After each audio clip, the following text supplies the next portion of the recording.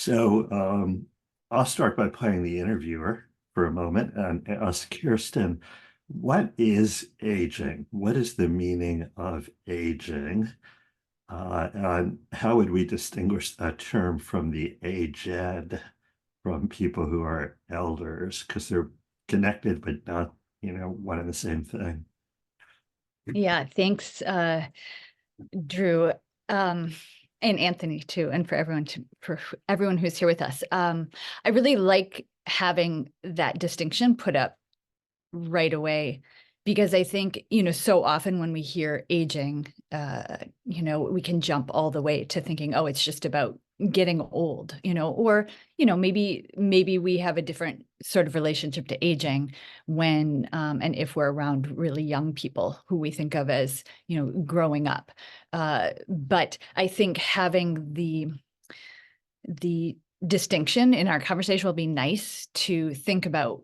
What are we talking about? The process of aging, which seems to be something, to me at least, about going through the experience of living a human life and the transitions that come with moving through time. I mean, that would maybe be the biggest way I would think about aging, and distinguishing that from different time periods that seem significant in people's lives. So I know you said the aged, or yeah, I've called this also something like threshold aging when you are getting close to what you know is going to be the end of your life. Of course, our life could end at any time, but there is a certain statistical lifespan at which point we know we're not going to have 50 more years in front of us. So, and also not 50 more lives in front of us. So when we get to that very end, whether you want to call it being aged or threshold aging or being an elder, it depends. And we have all sorts of ways of thinking about that. But I guess for me, I think of that being a time where at some level, either you or others have a sense that your ability to keep participating in that aging process of moving through life activities will come to an end in the way that we know that experience to be. Maybe there's something else, but there is, at least in being in threshold aging, a time when you recognize this is going to be over, or where someone else might recognize it. You might not be relating into it like that. So I think those would be maybe two ways I would think about distinguishing those two arenas. I don't know. What about you? Does that strike you as a kind of distinction you would make? Yeah, definitely. Here's a few other concepts, triggered by what you're saying. One concept, which I was thinking about just before we started, was you and I are both phenomenologists, which mean we look carefully at human experience. And there's this kind of paradox where in our experience, we're always in the now. We never really inhabit the past or the future, even if we're remembering something or we're anticipating something. We're always in the living now. So, in a certain sense, there's almost a kind of stillness at the heart of human existence, or at least a continuity where you can remember something that happened when you were 12 and something that happened when you were 25, and say, even if these are like pearls strung on the string of my lifetime, the string of my lifetime and my experience of being in the now has always remained. However, um, inside the now, there's always the new. And the new kind of has the connotation of something, exciting, something novel. Another way to put it would be one thing that is new is that I'm older at this moment than I've ever experienced in the entire rest of my life. I think we can say that to everybody in the audience, whatever your age is, whether you're 20, 30, 40, 50, 60, 70, is you've never been this old. So you're always almost at the leading edge, the cutting edge of aging. Uh, and I think you're right. There's certain times when we feel that, it could be a particular um, birthday, like when we turn 30 or when we turn 40, a milestone birthday has particular significance. Or it could be a life transition, like when we graduate from college or when we retire from a job. And suddenly aging really comes to the fore. And then, as you said, really in later life, we start to see ourselves and we start to realize that we're seen by others as finally old. I'm not only aging, like at a certain point, I can't even our concepts of like, I'm 55 years old, I'm in midlife. Well, there aren't that many people who are 110. So it's not literally midlife when you're 55. But we want to postpone that notion of, wait a second, I'm finally old. And for me, I don't feel particularly old in many ways, but I'm approaching my 70th birthday. And that's one of those milestones where myself and the culture tells me, you're old. You get a senior citizen pass to this or that event. One is very ambivalent about accepting it. It's delightful that once again, you get $2 off your movie ticket. But there's a price to be paid for that. Well, and what's interesting, I think, is I mean, many of the things I'll say, and I've already said, I think really depend on a particular person, how we are in a particular, group of friends, family, if we have those in a culture. So this isn't going to be true for everyone, but, I think there are some people for whom the experience of being is that it's going to continue, so when you said just a moment ago, oh, well, at some point someone says, oh, well, he's old, or you might even be able to acknowledge about yourself, well, oh, I guess I count as old, I'm getting these discounts. But in many cases, that's not potentially what people even feel like, right? You also just said you don't feel particularly old, you're involved in all these projects. At a certain point, I think it often can feel as though life continues on in the same way that it has before. We're still opening up onto certain projects. Sure, they might shift. Sure, in some cases, bodily capacities or cognitive capacities, even cultural capacities of what you're allowed to do or accepted as being able to do might change. But to some extent, you're still having some sort of project, your day is still opening up in some sort of way. And in that way, I feel like there is maybe not enough recognition that even as we are quote unquote old, we are still, living and moving and growing. I mean, really, to some extent,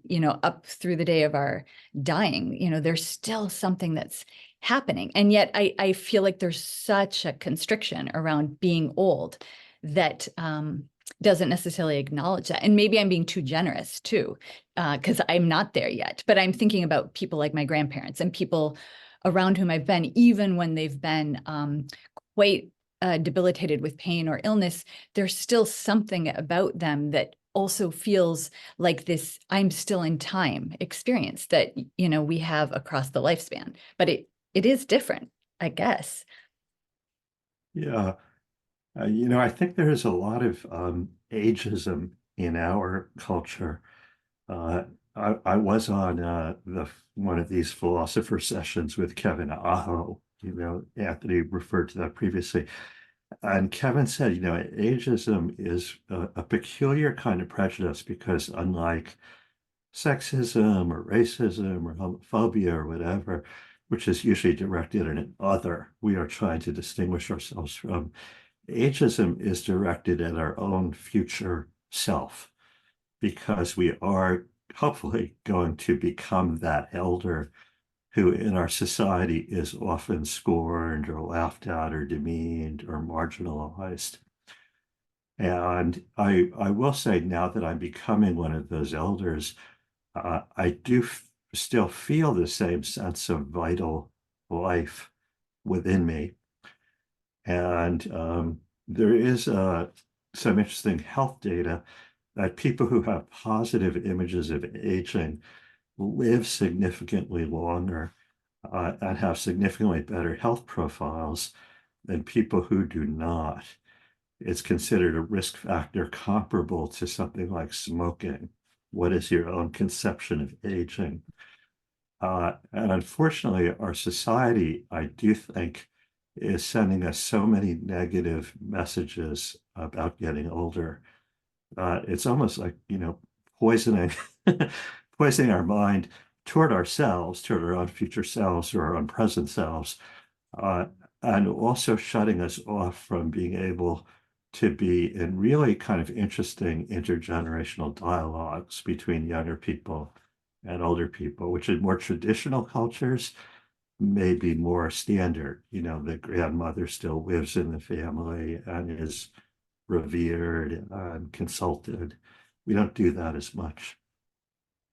You're reminding me, of this research, and I think there's a whole television show now about the research on blue zone communities that look at communities where there is a significant number of octogenarians, and research done on what makes it possible for certain communities to have so many more people who are statistically above a certain expected mortality number. And, it doesn't seem in that research that there's one magic answer to it. But connecting back to, what you were just saying, it does seem that the approach that a community and cultural, either at a large scale or a small scale, makes to those who are significantly older has a huge role in how people do. Anything from as simple as if you have a group of people who are coming together, perhaps their peers, they're doing either cooking, or maybe they're doing some sort of community project together, and they know when someone isn't showing up or when someone shows some signs of needing support, and they come to help that person, or even to just recognize what's going on, and not in a way that writes the person off as, oh, well, they're just done and no longer relevant. Instead, it is this almost like a microcosm that recognizes, or web, that when one piece of the web starts to have a little bit of a need for something, it comes in and supports that. And, there's so many aspects of that goes on in our lives all the time. I think, in an academic world, you can pick up the slack for someone on a committee when they're not doing something, or you step in to teach someone's class if, they have to be away for a funeral, or, for a birth or something like that. And it seems like that kind of connection and acceptance of the fact that we all go through certain sort of shifts and changes is part of what allows us to be healthy and have a certain ability to keep moving ahead. And I hear you in a way saying, one of the parts of our culture, and I'm taking that to be maybe the United States, or I don't know, a capitalist, or I don't know what you exactly mean by our culture, but I think I know what you mean. Our culture maybe doesn't do as much of that as we could. And I wonder if there are things that you are particularly thinking about, or you're particularly worried about there, that you could talk about. Yeah, well, I mean, what you were saying led me to think about the term interdependency, that we, at least in the United States, we particularly value and kind of overvalue this somewhat illusory notion of independence, autonomy. We have a Declaration of Independence, and everybody wants to be independent, which puts you in a position of a certain kind of power. I have the power to stand on my own, and if need be, I have the power to be the provider for my family, or the caregiver for young children. Um, and one of the things that I think is most threatening about getting older is the notion that I will lose my independence. I'll become reliant upon others. I will literally become dependent. And people feel like I don't want to be a burden on my children, and I don't want to be in a wheelchair or an assisted living facility. I'm so afraid of losing my independence. And the reality is, we really kind of never have independence from the very beginning of our life. We're in interdependency. That may become particularly clear in the younger years, where we're totally, reliant on our parents to feed us and raise us. And then it comes to the fore again in later life, when we really need to maybe call on the assistance of our children or of a community or an assisted living facility. But I think if we took away the notion that this is somehow a horrifying descent into, it's simply a series of losses and diminishments, we could find that this time of greater interdependency, it cultivates intimacy, it cultivates reciprocity, but there needs to be either a supportive institution or a friend group or a family structure that supports it. And the Surgeon General in the United States has officially declared a health epidemic of loneliness, that so many Americans feel profoundly alone, even in this time of internet connectivity, maybe particularly because of this time of internet connectivity. Somehow we don't have that texture of human relationships that really should, run throughout the whole lifespan. I think that helping to really bring out that interrelational character of our life across the lifespan seems so crucial. I mean, there is so much emphasis on, that childhood transition from being, as you said, quite dependent and, unavoidably so on others, into a stage of adolescence and young adulthood where you're starting to take more control for your, choices and yourself.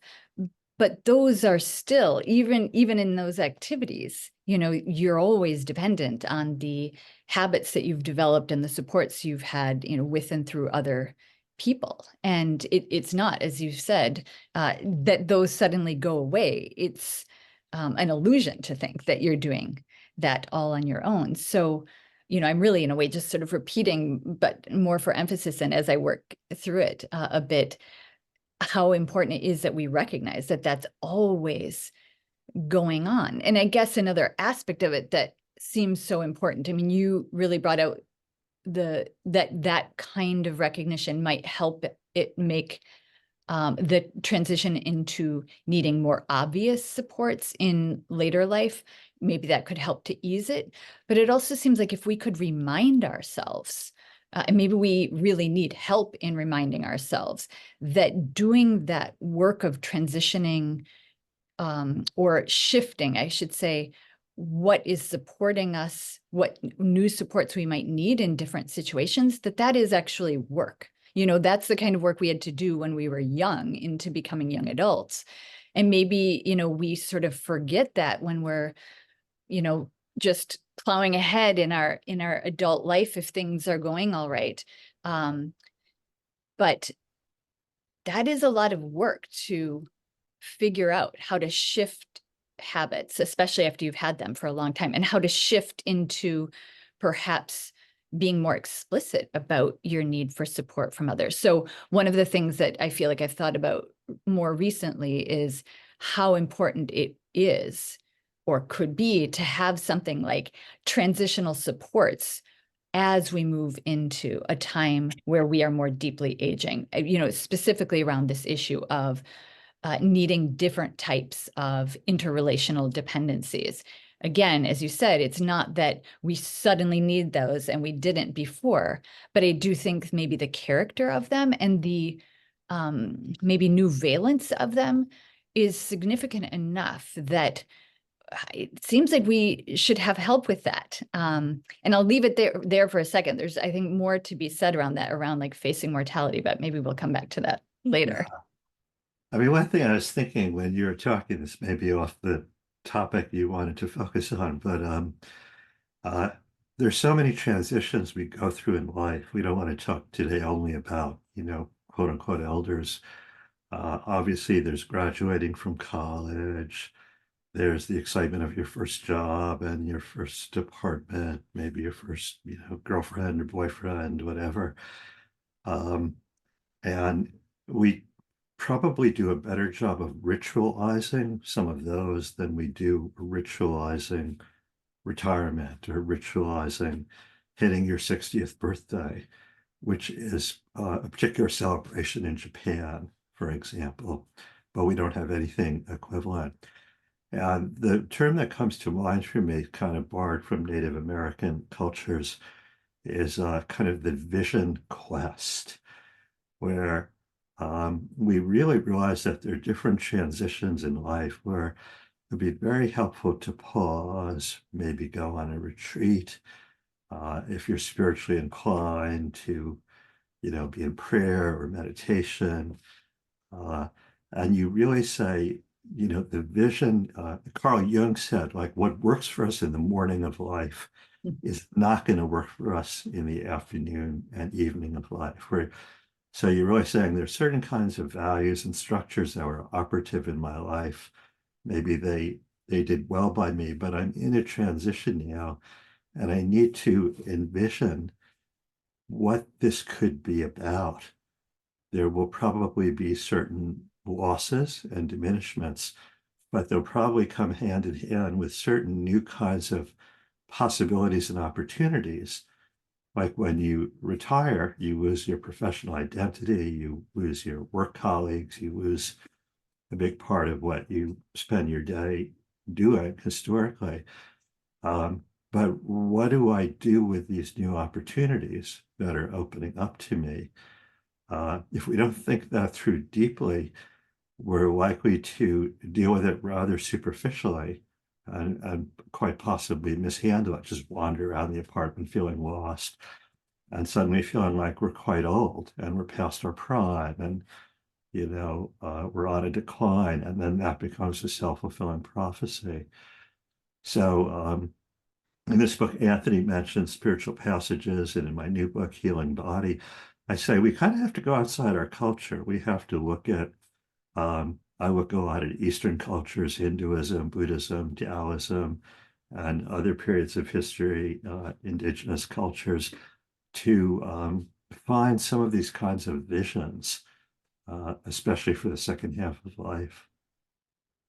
I like there's one phrase that you used of that aging can provide a curriculum, I think you said, for something like, I believe you focused on a curriculum for spiritual awakening, but I mean, I think we could also say, for an educational awakening, an existential awakening, and what might that be? What does aging maybe allow for, give us, I mean, maybe force us to see, but I like that notion that there might be a curriculum that aging provides us. And I mean, I'm sort of quickly going to toss that back to you, but what did you have in mind there? Because I think Yeah. it's a nice phrase. Well, I'm borrowing that a little bit from the wonderful spiritual teacher, Ron Dass, who said, when we're younger, we have a curriculum for how to develop an ego identity, a professional identity, maybe raise a family.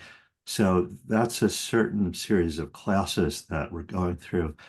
But in later life, there's a advanced curriculum, which often involves the dismantling of many of those. Our kids have moved out of the house, we're an empty nester, maybe we've retired, we no longer have the professional identity, our body is starting to fall apart in certain ways.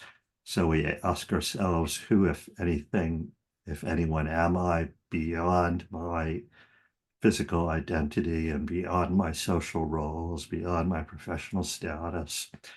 And that's why I affiliated kind of with spirituality. But I think it also fits in with existentialism coming into like at the deepest, most authentic level beyond all the modes of social conformism I was educated into.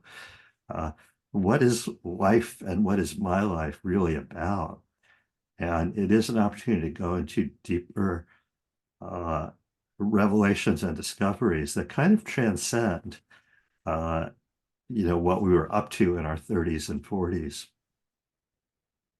Yeah, so there's one piece of this that I want to pick out. Again, this might not be where you wanted to go, but it was almost like a little kernel that both excited and made me nervous.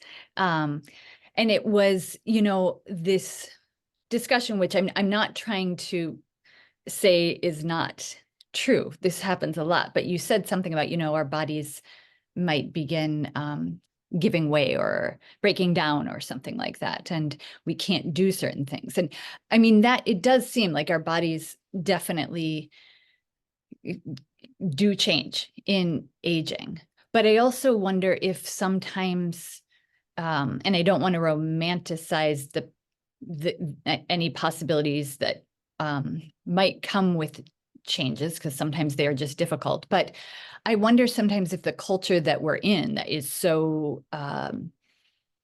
looks at productivity, as essential, and you've spoken about, like, a certain sort of aesthetic appeal or demand that we have, like those things are really highly regarded. But if we didn't have some of those expectations, I wonder if some of the changes that might happen, whether it has to do with aging or, it could be, with illness or something that happens to us, if we didn't have certain expectations that we have to produce in a certain way, could those be experienced or felt differently? I'm thinking about just simple things like the way that, when my grandma had to slow down, it actually meant that certain conversations began to be had, that allowed for certain things to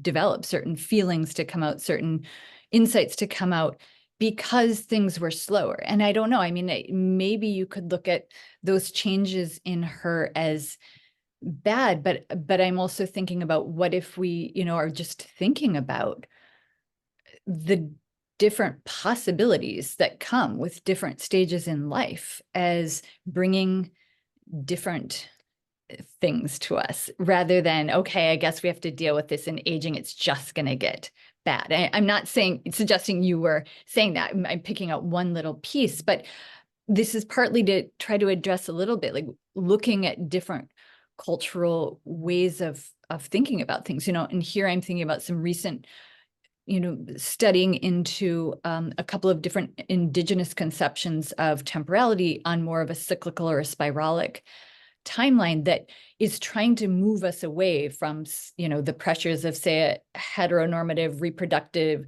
or a productive culture in general, or just simply a timeline that sees us as moving towards an end, and rather, what if we think about our relationship to meaning and temporality as a regenerative cycle, as something that is not about always moving forward, but, more about being part of a whole that keeps shifting and moving, and perhaps part of becoming older and even having things go away, so to speak, in our body could be not just about going away, but, opening up onto something new. Yeah. Um, very good points. I think I'll just pick up on a couple of them, and probably pretty soon we ought to open it up for other people who want to jump into the conversation. Um, I do think that as we get older, often we slow down in a certain sense. And it's interesting, even that phrase, like slow down, it has a negative valence. Like we probably all know that frustration of getting stuck behind an old driver who's driving really slowly when we want to speed up and get home during rush hour. But slowing down, as you said, can also have a positive valence, because in our culture, we're so focused on efficiency and productivity and crossing things off our to-do list that we don't slow down enough to quote unquote smell the roses or really talk with one another. So slowing down might be a lesson that older people have to teach the culture at large. And then also you're mentioning the kind of cyclical vision of time. Uh, in the West, we tend to have a very kind of linear understanding of a timeline. Also kind of like the Dow Jones Industrial Average, it goes up and down, and we image it as kind of ascending during midlife, adolescence to midlife, reaching a peak, and then it's kind of downhill from there. And so, yeah, it's also, I think, tied to a kind of machine driven vision of biological life, where if we are a machine, the machine is just getting old, it's getting buggy, parts are breaking off, and we can't simply buy a new iPhone, or we can't simply replace the software, we can't simply fix the bugs. The machine is just breaking down, and obviously that's a tremendous diminishment. But it is interesting to say, like the older body, um, it's more complex than just breaking down.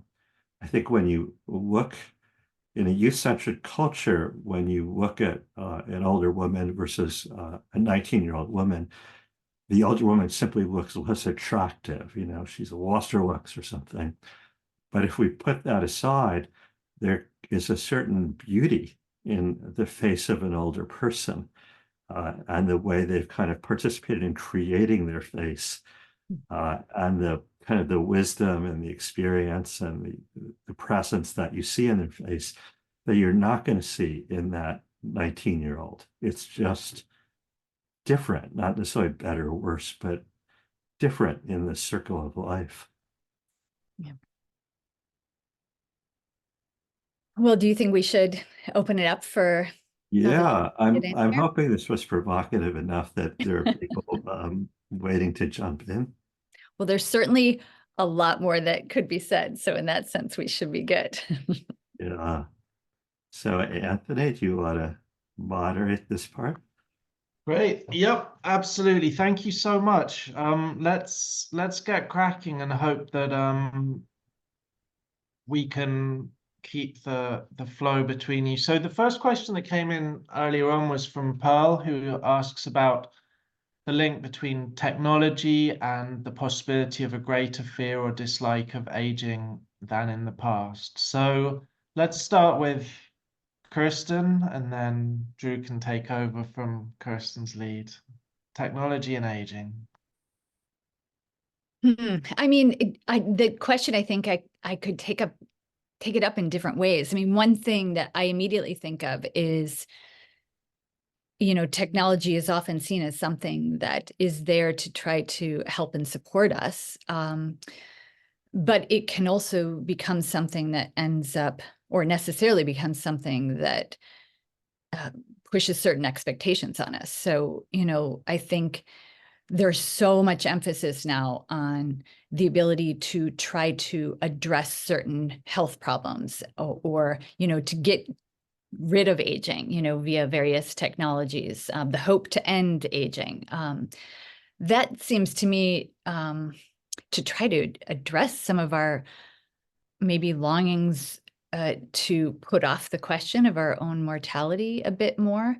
But I fear that it often ends up just obscuring what we need to be looking at. So I don't know if that's the heart of where the question is coming from, but I feel like it's a real double-edged sword, that technology can certainly support us in aging, but I guess it depends on how it's being utilized. Is it something that is really almost taunting us to want something that is pulling us away from what we should actually deal with. But I don't know if that's really the full spirit of the question. I don't know, Drew, maybe you're going to take it up in a different way.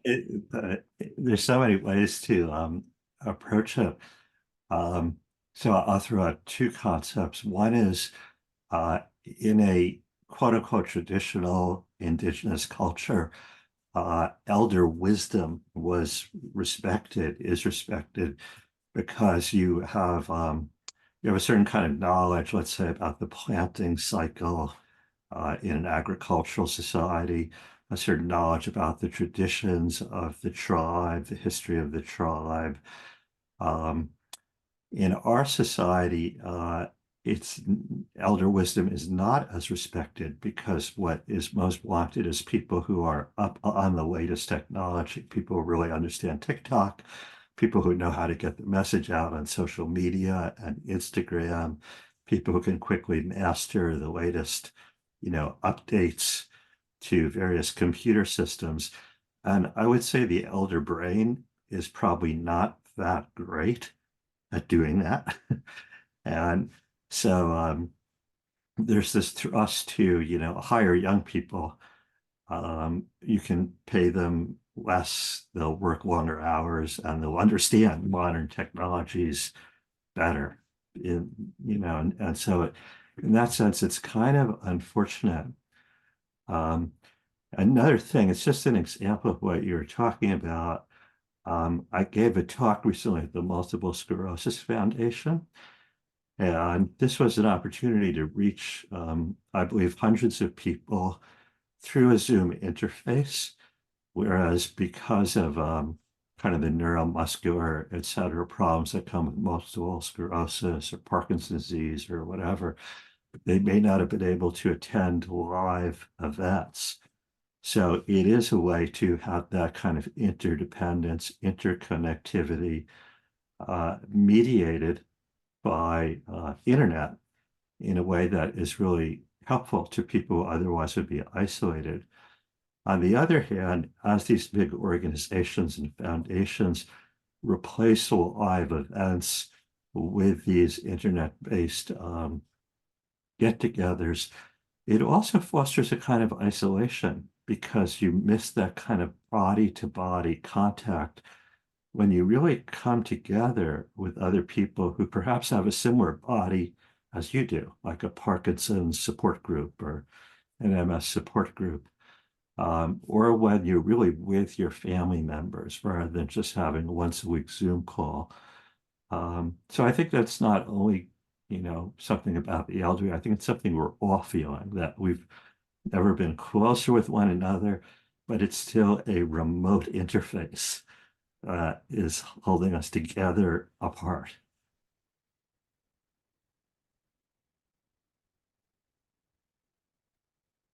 Okay, thank you. Let's move on to another question. So Elka references something that you touched on just now about being 82 and saying that this is the best time in her life when viewed from any aspect, including the intellectual, and the internet has been central to that. So obviously that's a way in which technology can really mediate things. So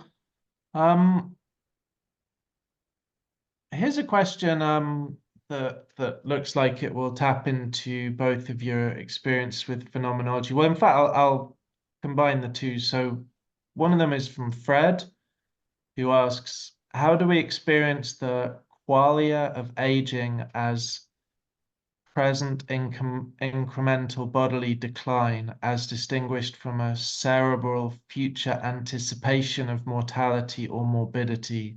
So I guess it's like the experience as opposed to the projected intellectualized idea of death. And how is Merleau-Ponty relevant to this? And this links easily to another question from an anonymous attendee that asks what resources phenomenology can contribute to questions of aging. So, Drew, do you want to start on Fred's question about the qualia of aging? Yeah, I'm glad too that Kirsten will get to talk a little bit about the anticipation of our mortality, because I know you've wanted to really wanted to get into that. Maybe because I'm older, I'm sort of staying away from that.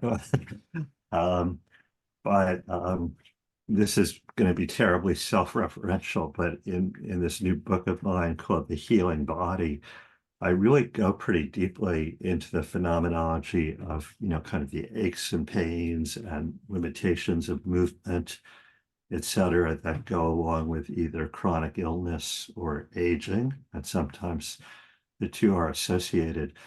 And also the ways in which different people can deal with this in a fashion that is healing, really meaning kind of existential healing. You're reintegrating what has been disintegrated by the experience of bodily breakdown. And one thing that interests me and that I explore in this new book is that there are so many different flavors. For example, here's a phenomenological resource from Merleau-Ponty and Husserl, et cetera. I have a body, which is not always experienced as one and the same with me. My body is an object that might be evaluated by others, or my body is a biological entity that might be breaking down and causing me problems. But in another sense, I am my body. I wouldn't say my mouth is speaking and your ears are hearing. We would just say, I'm speaking with you. And so when you're dealing with these pains and aches of aging and illness, you can either move away from your body. I have a body, but my essential self is not my body. I can refuse to be focus on these or be overcome by these. I can transcend these. I can objectify it. Or you can say, I am my body. I'm going to move closer to attending to everything I'm experiencing and being guided by my intrinsic bodily wisdom as to, what are the modes of exercise and nutrition and self-care that I need to be exercising. And in my book, I try to avoid creating a hierarchy and saying, well, this one is the superior way to deal with this. I think they're both really good strategies, which may be dependent on your personality type and the particular kind of struggles you're dealing with. So I think phenomenology has a lot to contribute to this, and I'll turn it over to Kirsten. Yeah, I think I'm going to focus more maybe on the temporal aspects of things, because I really liked how you just attended to the bodily aspect. And I suppose this is deeply connected with our body too. But, I think when we're dealing with life, we're always looking forward to some extent. I mean, even if we're being profoundly nostalgic, maybe we're doing so because our attunement to what is coming is one that we feel has a certain lack, or, we wish that it looked like something from the past. And, this is something that phenomenologists are really attentive to. We are heading towards something.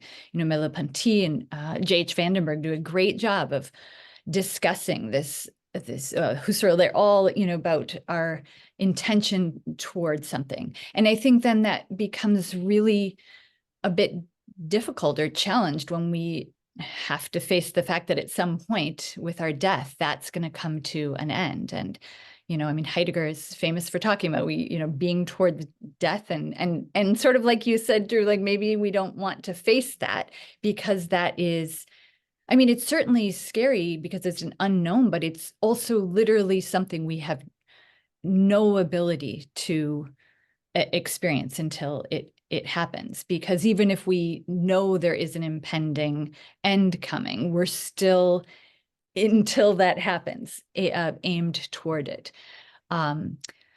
So I think that when we begin to think about that happening, it's very difficult to figure out how to face it. So I was thinking, though, about little ways in which we practice it. I noticed in the chat, Chris wrote and said that he'd retired in August and finding himself wandering around their apartment, and what can they do in order to find fulfillment? And in a certain way, in an experience like that, of having something come to an end, in this case, you are seeing something opening up before you, but you do have some relationship to a meaning that is closing in some way.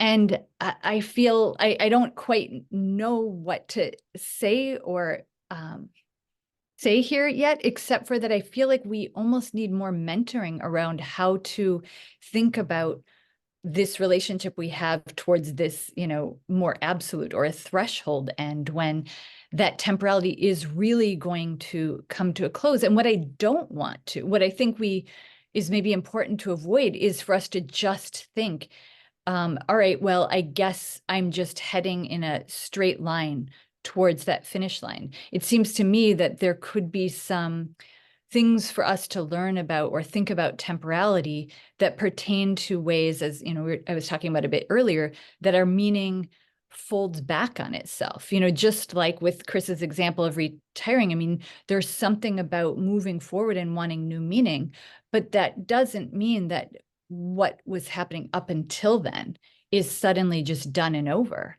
with. We have ways in which we continue to fold that meaning in, or maybe if we retire and hand our job off to someone else, we know that meaning is going to continue to happen with and through the other people. So I feel like I've gone off in a few different tendrils here, but partly because I think this issue of our temporality is really difficult to sort through, because we have one aspect of it that is really unknowable, and yet we all have to face.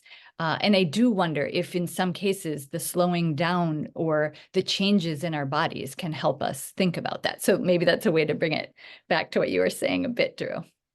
Yeah, I have to quickly throw in maybe a couple of quick comments. One is, of course, the sense of sort of the shrinking time you have in front of you elicits things like, the classic cultural references, the bucket list.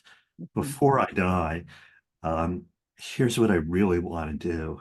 Or before I die, here's what's most meaningful, the relationships I want to cultivate, or the activities I want to participate in, the places I want to see.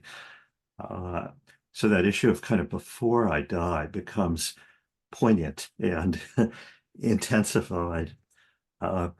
And there's also a kind of looking backwards, it's often called the life review process that is a part of elderhood, that, I feel, I have to say, fairly happy with the life I chose, the life I've led. But there is the sense of finally I'm reaching a point where I see the shape of my life. There clearly are some things that still remain that might be exciting and unknown, but a lot of the novel is written. If it's a 400-page novel, it's 360 pages through. It's high quality or it's low quality or it's up and down, but this is what it is. And I think that would be a very different experience for different people, depending on whether you have a lot of unresolved regrets, damaged and lost relationships, or whether you feel a sense of retrospective acceptance and contentment. And of course, it's also an opportunity to go back and repair those ruptured relationships, or go back and care for something that was neglected. But I think that looking backwards is as important as that looking forwards to the death that is coming toward you. Well, and I think, just to add something quickly, I think another fruit for us to consider, at least I'm starting to consider, is ways in which the future, my future, so to speak, perhaps we can learn from this interdependence that you really emphasized earlier, to recognize, all right, well, I might feel like the person who has my perceptual center at her core. But I also recognize that there are students and friends, and even people just in passing with whom I shared a really important moment, who have carried parts of me forward. My grandmother has been dead for many years, and I interestingly feel like I have an almost richer relationship with her now than I did when she was alive. And there are certain ways in which I feel like she has developed for me. So if I take really heed of that, it might be that though I can't perceptually experience something after my death, there's a way in which I can, as insofar as I am still alive, recognize that there are parts of me right now that I feel continue on without me touching or seeing them. And I don't know, that feels like a different model for thinking about what it means to exist, that is maybe more akin to some of the other more cyclical cultures that, we've discussed. But I feel like there's something important there that can really help think about what it is to age and what it is to die, and not have it necessarily be something that's about an afterlife in some ways that we think about it, but a continuing life that is growing and reproductive in ways that, again, are different than our sort of typical heteronormative reproductive visions. Yeah, I think that's, I'm looking at the time. Speaking of temporality, I know we're almost out of time, but I think it's really true that, and here's perhaps a flaw in existentialism and being unto death, that existentialism to some degree often grows out of kind of individualism. How do I break away from social conformity and discover and create the meaning of my own life? And actually, my own life is so profoundly interconnected with the lives of many others, those who have gifted us with life and intelligence and mentoring, made a difference in our life. And as you say, the many, many, many lives that we have made a difference of as we've passed through this world. And when we're gone, we're not really gone. I know, in my case, my children, I continue to be very present for them. My daughter and I love to go to baseball games. And I've said to her, not in a morbid sense, but, one day I'm not going to be here to go to a baseball game with you, but I want you to keep going to baseball games. Mm-hmm. And I'd be delighted if you feel like I'm still going to those baseball games with you, because I will be. She'll still have those memories of sharing it with me.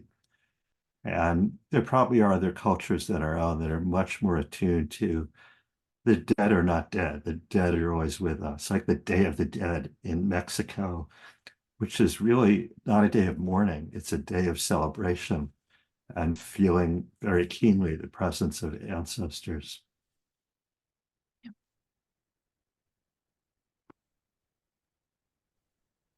Thank you very much. There's several more questions, but I just think that was a very good one to. In fact, I'll go with one more because it's. I mean, I guess we'll have to give relatively short answers to it, but it's touching on. I guess we were talking a little bit about interdependence. It doesn't use that idea, but it's perhaps touching on notions of shared experience. So I'll just read it out from Michael. He says, "We are aware from childhood of being older, younger, or the same age as other people. Our experience of aging is not just an awareness of changes in our individual lives. We go through life in cohorts.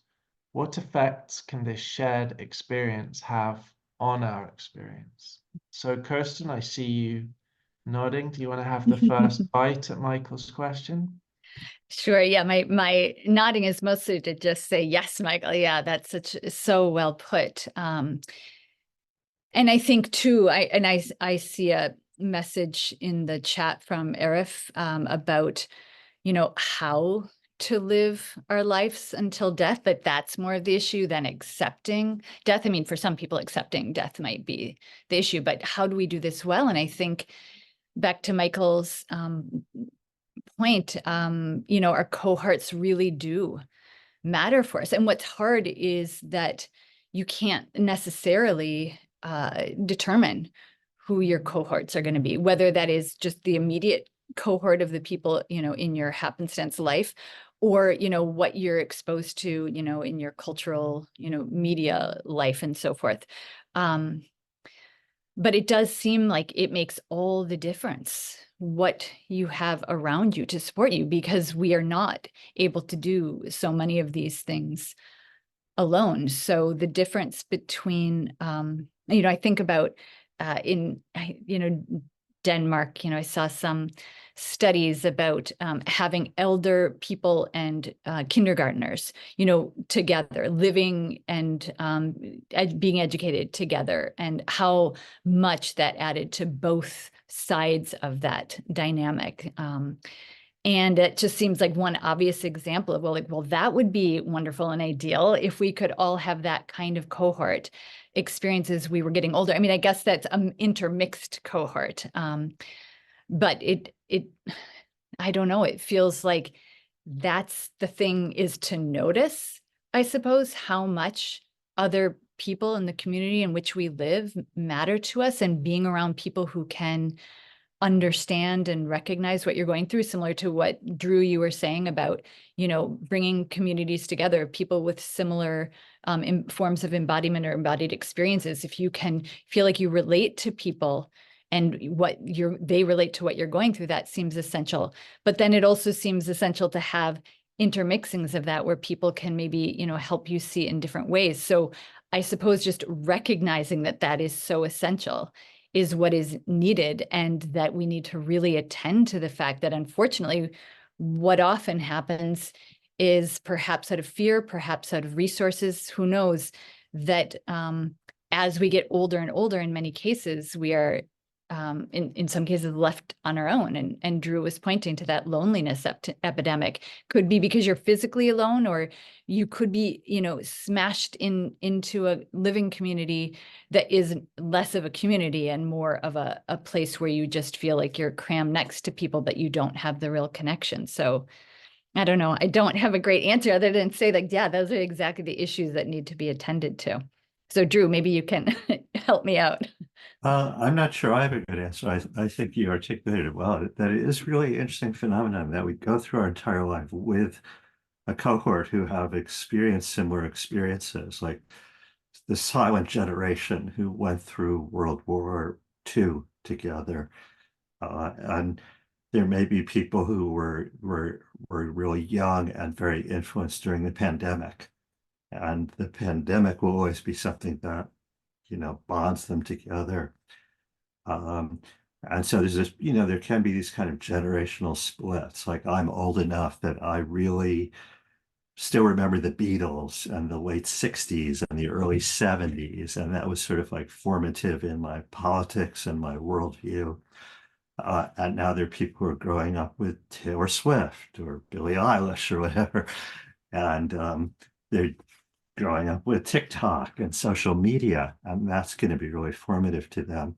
But I also agree that it's important to break out of the ghetto of our particular cohort and talk with people who grew up at different times in history and had different kinds of experiences. Because human communities are not based as they seem to be in college, where I guess everybody's 19. Oh, now everybody's 20. Everyone's 21. Now human communities are, longitudinally about people of different age groups communicating with one another, supplementing one another, challenging one another. And I think it would be a shame if we lose that kind of intergenerational dialogue.